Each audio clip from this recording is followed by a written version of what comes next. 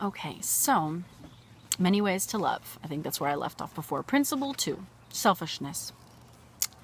This was definitely convicting. Oh my word.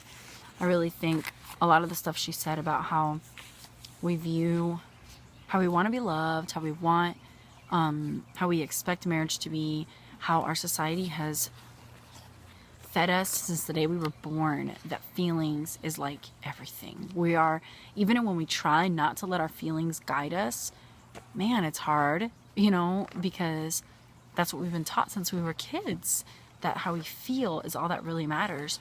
And so because there's so much emphasis on how we feel, selfishness, it's already comes naturally to us, but it's even more so a struggle, because all we can think about is how we feel. And that's when we're being 100% selfish, when all we can think about is what we want, how we want it, when we want it.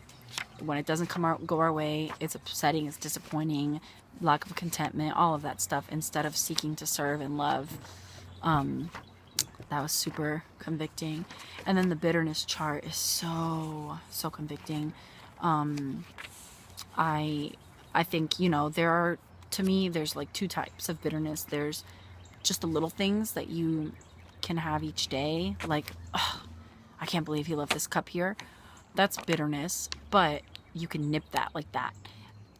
And then there's the other kind of bitterness that has been fed and fed and fed and fed and never addressed and never fought against, and has just grown into this like deep-rooted bitterness of resentment in your heart that, like, every time you think about the person, you become angry. And then all these things come out of it: gossip and slander, ungrateful, complaining, judging motives, self-centered.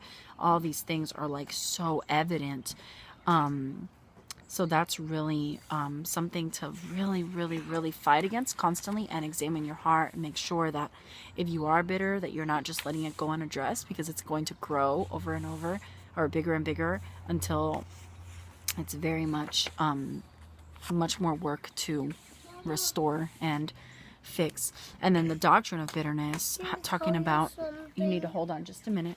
The doctrine of bitterness was really really good, I think, talking about feeding the bitterness. And when you sit around thinking about all the things that you're bitter about and just festering, letting that just like really, really be what's consuming your thoughts, your sin will likely multiply. So that's just something that we cannot allow as believers, And then fear.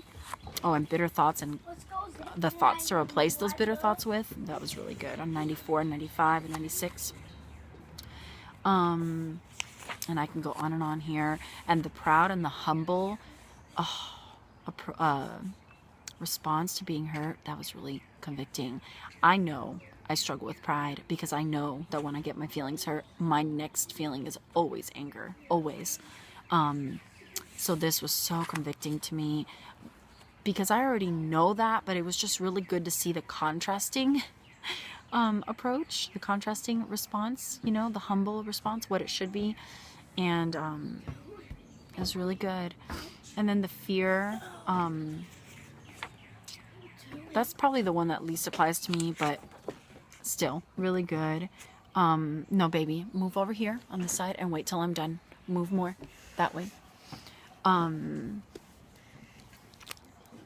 Yeah, afraid of not getting your own way, afraid of like being left and stuff like that. And I think trusting in the Lord is the big solution to that. That's very broad, but that's pretty much the message. And then putting on love. Oh wow, this is like huge to me. I feel like I want to write out for 1 Corinthians 13 and like have it throughout my house, and just like think of these things, loving thoughts, like in the moment when you're frustrated, in the moment where you want your way, or you can't believe somebody just responded to you this way or that way. And instead of like letting that thought run, instead love hopes all things, whatever, just feeding yourself truth in the moment.